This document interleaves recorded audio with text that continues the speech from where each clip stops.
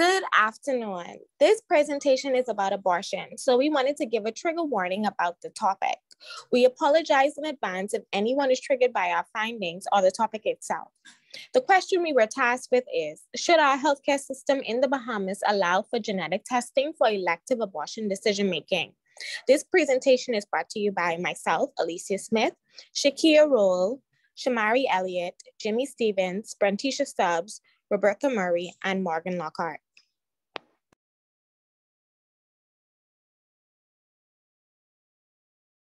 During this role, it's good to see you again. Good day, Dr. Smith. Thank you for having me. Well, as you know, we're at the 12-week mark for your pregnancy. Yes, finally.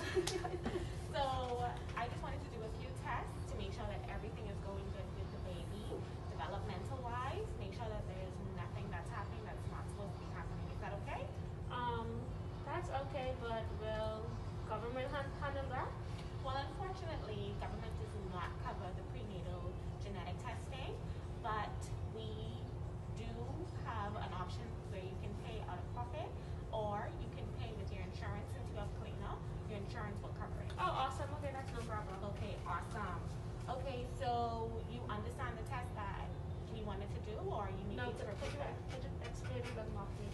Okay, so we have a few tests such as the amniocentesis as well as the chronic villus sampling, but those come with a risk of miscarrying. But we don't want to do those invasive tests right now. We just want to do the non-invasive tests such as an ultrasound. So we can do the ultrasound today just to check how the baby is developing, and then if we need to go further, we'll go from there. Okay, yes, ma'am, sure. Okay, so you don't mind doing the ultrasound now? No, ma'am, that's sure. Okay, great. So let's go out. I'll carry you to the ultrasound. Okay, so I performed the ultrasound, and on the imaging that I showed you, there was an issue with the baby's brain. So unfortunately, because of that, it's a bit concerning for me, so I would want to do a maternal blood serum screening. So where we're just checking for a particular protein in your body that the baby makes. Okay? Okay. So that's the next step. That's another type of prenatal genetic testing that we're going to do. And once we get that result, then we'll come back and see what the full picture is. Okay? Hi, Ms. Rolle. This is Dr. Smith calling. Oh, good afternoon, Dr. Smith. Well, I have your blood work results ready, and I was wondering if you would not mind coming in as soon as possible. Okay, I can come in tomorrow. Okay, great. I will see you then. Thank you. Thank you for coming in again, Ms. Rolle. Thank you for having me, Dr. Smith. So as we discussed on the phone, your blood results are in, and unfortunately, it's a bit concerning. So we test for a particular type of protein, the alpha-fetal protein. And this alpha-fetal protein test detects high levels of protein in your body. So the baby liver makes this particular protein, and once it is higher than usual, it spills over into the mother's blood. So another concerning thing is, once this alpha-fetal protein is present, normally that means that the baby has a condition called aneuploidy. So aneuploidy is when the baby brain and skull are not fully developed, and unfortunately, babies that are born with this condition normally die within the first few hours or days of life. And that's a painful death, right? Yes. So I would say that you review your options and see with all that, discuss it with your partner or friends and see what you would want to do. And I'll get right back to you. Okay.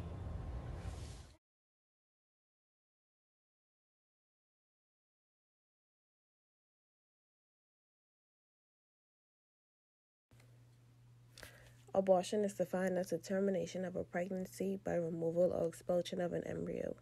In the 16th century, the following abortion methods were used in Egypt, Greece, and Rome: ingesting herbal drinks and laxatives such as purgatives and emerics, inserting vaginal douches and vaginal suppositories, applying extreme pressure on the uterus, carrying heavy loads, intense jumping and hopping, and the intake of hellebores, castoreum, and essential oil. Today, we utilize the following methods. Therapeutic abortion is the termination of a pregnancy by way of medication. this type of abortion is done to save the life of a mother or to prevent a child being born with abnormalities. A therapeutic abortion can be done up to the 8th week of pregnancy. Miscarriage or spontaneous abortion, when an embryo dies before the 20th week of a pregnancy, but most cases occur within the 12th week. Induced abortion can be either in the form of surgical or medication abortion. Surgical abortion or in-clinic abortion is when suction is used to empty the uterus. This procedure should be done before the 12th week of pregnancy. Medication abortion or abortion pill is when medicine is used to empty the uterus. Medicines such as miprostone and misoprostol are used in this process. This pill should be taken between the first day of the last period and the 10th week of the pregnancy. Dilation and Cartage Dnc is a surgical process that removes the tissue from the womb after a miscarriage, leftover tissue in the uterus after an abortion, or unexplained bleeding between menstrual periods. The DNC procedure takes between 5 to 10 minutes, and the patient can return home within a few hours of recovery.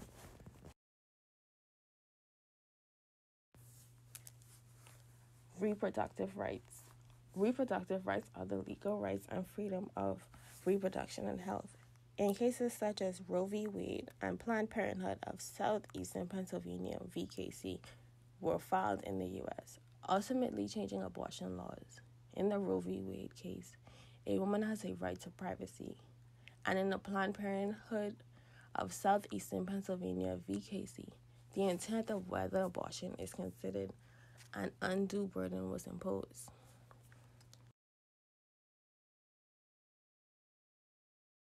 In the Bahamas, abortion is currently illegal unless the mother's life is at risk. The question of whether abortion should be legal appears to be 50-50.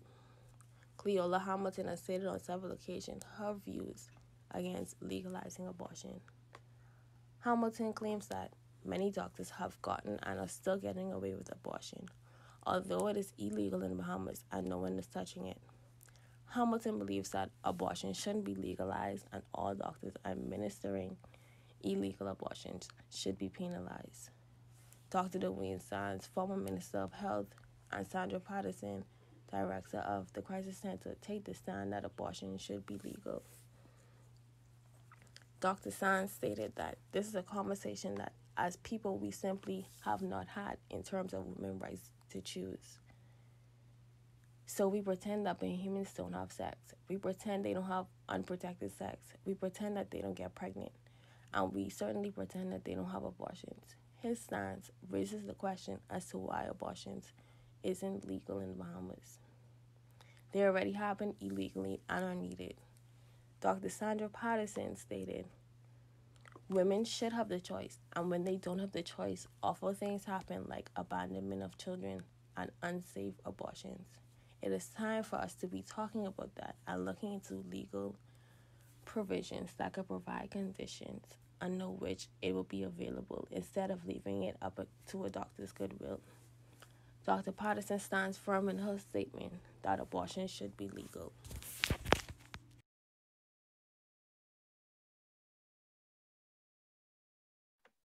Women are pro-choice abortion because of autonomy, lessened financial disadvantage, access to legal, professionally performed abortions, and liberal view agrees with pro-choice. Autonomy refers to a person's rational capacity for self-governance or self-determination. Dr. Judith Thompson provided strong debates on abortion with a series of analogies, most famously including one violinist requesting for a woman to be attached to him for 9 months due to his kidney condition. The fetus life was subordinate to a woman having control of her own body. A fetus may have a right to life, but this right does not guarantee having either a right to be given the use of or a right to be allowed continued use of another person's body, even if one needs it for life itself. Valorously, a fetus' right to life would not guarantee an unauthorized use of the mother's body. The mother has a right to self-defense. As humans, everyone has rights. If one is being attacked, it is their given right to kill the attacker to save their life. So if genetic testing proves that the fetus is dangerous to the mother, it is not morally wrong to abort. Professions endowed with compassion, such as public health and clinical medicine, are indeed concerned with human rights. Should a child be brought into this world to suffer? Parenthood brings drastic change to life that many mothers are often not willing to embrace, especially without a support system. An interview was conducted in 2004 with women from the USA, and two of the most common reasons for abortion were because the mother was not financially stable and because of the fear of babies changing their lives. Reproductive freedom is for everyone. It is a fundamental value of human beings. Without the freedom to control our own bodies, lives, and futures, true equality will remain out of reach. Every individual should be allowed to determine if, when, how, and with whom to start or grow a family. Pro-Choice America noted that 70% of Americans support access to abortion and believe that any decision about pregnancy should be made by those most affected by it. Many would consider the parents as the most affected when deciding the fate of a fetus. However, we see the future child as a vulnerable potential victim. Reproductive freedom also includes the future livelihood of the mother. Therefore, the mother has a right to decide if she wants to carry a baby to term or abort, because it is a part of her reproductive freedom and autonomy to do so. Parenthood is a selfless duty, and not every individual feels they are financially or mentally capable of raising a child. Financial and mental constraints are heightened when dealing with children with disabilities and severe disorders. Women may choose an abortion versus adoption because abortion is less emotionally taxing than adoption. The abortion would be a way to protect their mental health, and a recent study published by Geneva Pittman suggests legal elective abortion is safer than giving birth. Furthermore, the World Health Organization explained that if the procedure is done with the necessary tools, whether it is done medically with pills or outpatient treatment, it is safe. Only when incorrect procedures such as root, twig, and catheter is performed, death is a risk. Yes, in the Bahamas, abortion is illegal, but if it is still performed by some doctors, as noted by former Minister of Health Cleola Hamilton. The World Health Organization notes that 45% of abortions are done in an unsafe manner in developing countries, such as the Bahamas. They also suggest that legal, safe, and comprehensive abortion care, including post-abortion care, is essential for the attainment of the highest possible level of sexual and reproductive health. Finally, the liberal view says that unborn fetus is not a person and therefore does not have a right to life. Michael Tooley says, an entity cannot have the right to life unless it can have an interest in its own continued existence, specifically unless it possesses a concept of continuing self or subject of experiences and other mental states. Mary Ann Warren also identifies 5 traits that are most central to personhood, and that a fetus does not satisfy these criteria and is therefore not yet a person. Cons of abortion. When is a fetus considered a human being? The conservative view believes that life begins at conception. However, Michael Tooley debunks this with his theory on potentiality. Religion. The natural law supports this view, specifically catechalism, where they believe the fetus is an innocent person and should not be killed, regardless of if to save the mother's life. However, the doctrine of double effect takes place where the indirect killing of the fetus is allowed, example, ectopic pregnancies. Fetuses feel pain during the abortion procedure. Fetuses are incapable of feeling pain when most abortions are performed. A review by Britain's Royal College of Obstetricians and Gynecologists, most neuroscience believe that the cortex is necessary for pain perception, and the cortex does not become functional until the 26th week of gestation. Selective abortion based on genetic abnormalities. Eugenic termination is overt discrimination. There are 5,500 children born with Down syndrome each year in the United States that suffer from mid to moderate mental retardation. They would be at higher risk for congenital heart defects and a variety of other medical problems and have an average life expectancy of 49. As adults, some hold jobs, but many have difficulty living independently. So it's not a discrimination about their existence, but an objective hard existence. Secondary to this, the parents or the caretaker has to dedicate at best 49 years to oversee their well-being. Natural law theory. Due to heavy implications of the Christian religion, abortion is one that natural law completely goes against. due to it going against one of the 10 commandments, thou shalt not kill, and it means no matter the situation. Although many would say this only applies to what they consider a human, Saint Thomas Aquinas considered even a fetus as a human being, so therefore it is entitled to its rights. There are 7 basic goods that Saint Thomas Aquinas thought a person should follow to be considered a morally good person, one of which includes reproduction. Abortion is clearly going against the basic good of reproduction, and Saint Thomas Aquinas believed that even if the fetus was harmful to a mother, they should still carry on with the pregnancy. Utilitarian standpoint. Mill's liberty or harm principle says that we may not interfere with a person's capacity for self-determination except to prevent harm to others. A woman must be allowed the freedom to decide what happens to her own body, which means the attached fetus. A woman's physical, emotional, and mental well-being is more important than the development of a fetus. If a woman's happiness should be compromised in any way by the fetus, then she has every right to terminate said pregnancy. Utilitarians then argue for abortion can also be appealed to the quality of life of the infant.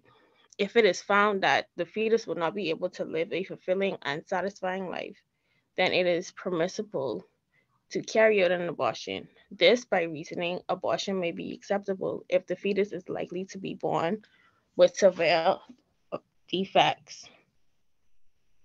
Anticephalic, terminally ill, severely retarded, or disabled. Kantian standpoint, aka the middle ground. This is considered the middle ground due to those who follow the theory not fully agreeing or disagreeing with it. Kant's theory believed that it depends on the situation of the mother as well as the fetus. Kantian ethics says that if the fetus is considered a person, then it has inherent worth and cannot be treated as merely a means to an end. Kant agreed that it is morally wrong to kill someone for a selfish reason or just for convenience. If a woman is simply aborting a fetus for a selfish reason and merely for the convenience of herself and society, then the act is considered morally wrong. Although Kant is not in favor of killing a person, he is in favor of respecting the fetus if it were to be born in a life of hardship, discomfort, and misery, and goes on to say that one can respect the fetus by terminating the pregnancy in this situation. Kantian ethics says that if the mother is acting in self-defense, one can claim justification for abortion. If a mother's life is in danger, then she has every right to terminate her pregnancy because it is not a selfish reason. It is merely an act of self-defense and her right to autonomy. Group stance. The group stance is for pro-abortion. This position was selected based on the autonomy principle, which states that everyone has a responsibility to respect the rights and decisions of others when it comes to their bodies. This principle is also known as the human dignity principle because it allows for self-dignity in the decision-making process based on the principles of informed consent. This includes having the capacity or mental competence to make decisions based on medical practitioners providing the necessary information detailing medical testing, treatments, pros and cons on the topic. The patient must be able to understand the information relayed and they must not be coerced. That is, the consent must be voluntary. Michael Tooley states that utilizing one's autonomy to have an abortion is necessary because that decision cannot be made by a fetus, because the fetus does not have the desire nor the capacity to choose for themselves, because truly they do not know what is in their best interest or that of others. The ethical theory of utilitarianism is another determinant in selecting why elective abortions should be carried out. This theory is a form of consequentialism where it determines whether an action is right or wrong based on the outcome it produces.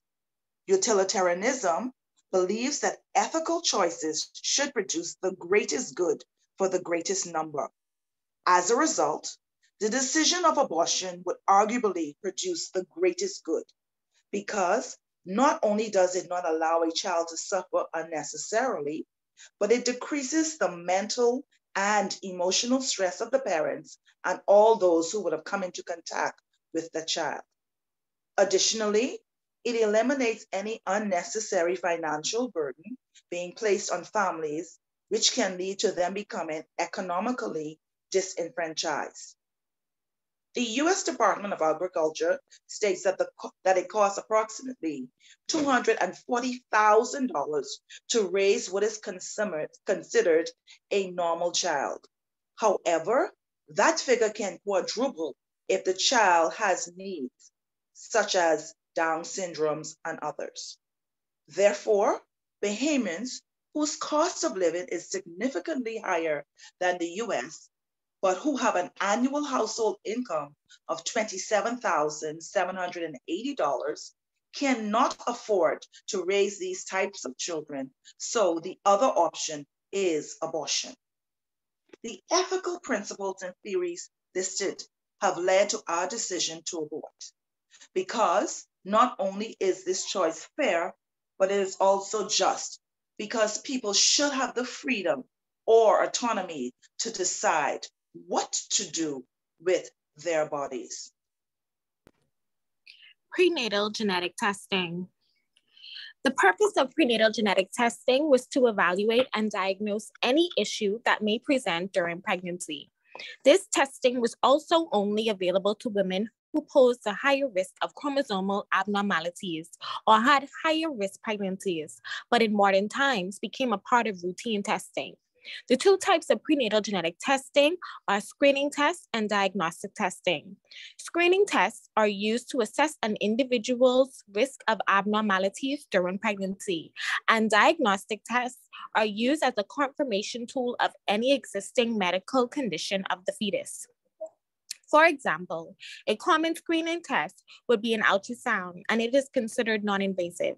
On the other hand, an example of a diagnostic test would be an amniocentesis, where they capture a small sample of the amniotic fluid of the baby, which would be classified as invasive.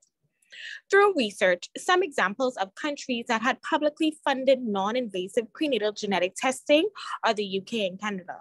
Currently, if you go through the public clinic in the Bahamas, the only version of prenatal testing that is free of charge would be blood work, which includes AFP testing, but it is primarily used to check the STDs and blood type of the mother. Otherwise, you would have to pay either out of pocket or through insurance. I called Kelso Lab, and the HCD test, which confirms pregnancy, is $89.60. The quad screening that tests for risk of chromosomal abnormalities is at a cost of $196.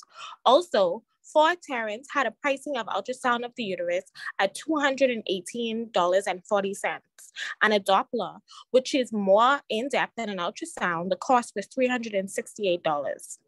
As with anything, there are pros and cons. With prenatal genetic testing, the parents are able to make informed decisions, and despite popular belief, it isn't always an automatic conclusion to have an abortion.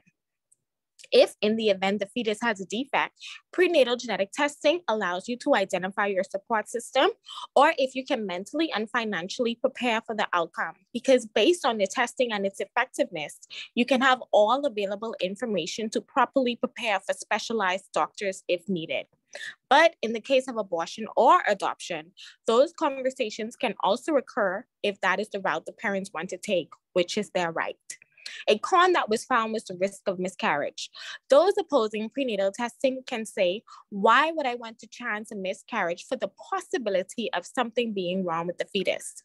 But as previously mentioned, those are not evasive options like the ultrasound that pose minimal to no risk to the fetus.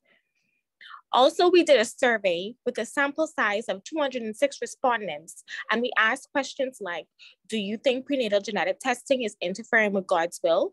And 74.3% said no. We also asked if prenatal genetic testing was covered by the government.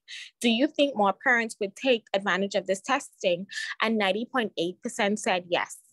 I know some persons, because ultrasounds are so expensive, they opted not to do it. It was also asked if through prenatal genetic testing, it was discovered that your baby had a major disability, birth defect, or disorder, would you have an abortion? And 52.2% said no.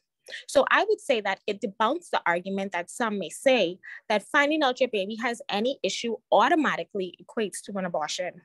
Through prenatal testing, you as an adult will be informed about a very scary and unknown thing known as pregnancy.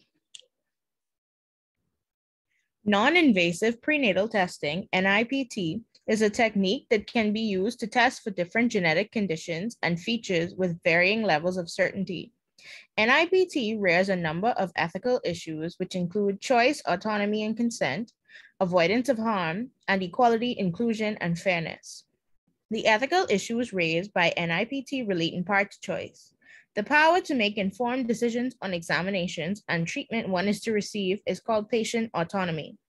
Autonomy in Western ethics and political philosophy is the state or condition of self-governance or leading one's life according to reasons, values, or desires that are authentically one's own. Autonomy can be viewed as self-government, self-determination, or as a person's capability to exercise control over and make choices about the course of their life. One noticeable model of patient autonomy in bioethics interprets patient choices as autonomous broadly when patients have sufficient relevant information and their decisions are free from external influences. Reproductive autonomy is a narrower concept than patient autonomy and refers to the capability men and women have to make reproductive choices about, for example, whether and when they become parents, how many children they have, and whether or not to make use of different reproductive technologies or interventions, such as assisted conception techniques and prenatal testing to access information about a fetus. The dominant view across our participants was a concern that the way NIPT has been implemented restricts the ability of individual women to make an autonomous choice about how they wish to engage with NIPT. Harm. Harm is referred to as anything that impairs or adversely affects the safety of patients in clinical care, drug therapy, research investigations, or public health. Medical professionals swear to do no harm in the Hippocratic oath that they take. In concrete terms, avoiding harm means that individuals have moral obligations, meaning they must be done as a matter of morality, to avoid causing harm to others, with harm generally defined as causing a setback to interest. Objectives to prevent harm may also extend to approaches that restrict an individual's choices in order to prevent harm to that same individual. In the context of non-invasive prenatal care, this might mean restricting access to NIPT in order to protect women from coming to harm. Equality. Equality or equal signifies correspondence between a group of different objects, persons, processes, or circumstances that may have the same qualities in at least one respect, but not all respects, i.e., regarding one specific feature with differences in other features. The legalization of abortion and the development of prenatal screening have enabled women to exercise greater control over the circumstances under which they become mothers, which has the potential to impact in significant ways on their role and position in the workplace and society more generally, given that in most societies, many of the responsibilities of parenthood fall to women.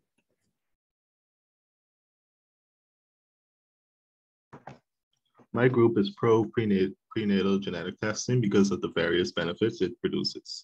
These benefits include pre-pregnancy informed decisions. These decisions are made possible through carrier screening. This is a medical test that investigates the genes of the partners to determine whether they carry genes that may lead to a genetic disorder within their child. Screening makes partners aware of the risks associated with the fetus developing diseases such as sickle cell. The information gained from this test allows the two partners to make a more informed decision, such as initiating the pregnancy, adopting, or not having children. Early detection of abnormalities.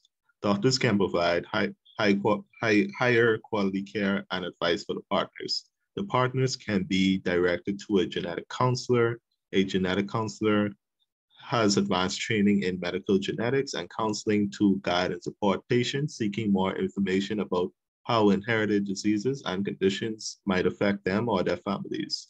The benefits of having a genetic counselor include they provide emotional support, they provide you with information about any problems detected during pregnancy and help you understand your options, and they also refer you to support and advocacy networks. Parental peace of mind. Pregnancy is a high-stress period for both the mother and the father. A major source of stress is potential pregnancy complications. A study showed that 78% of pregnant women experience low to moderate antenatal stress, and 6% experience high levels. With prenatal genetic testing, the partners can be informed of any birth defects and the possibility of the child having a genetic disorder. When the parents are informed that there are no defects and that the risk of genetic disorders are extremely low, that will relieve a large majority of the stress they face. This will allow the partners to spend more time focusing on preparing for the baby and less time stressing over the fetus's health.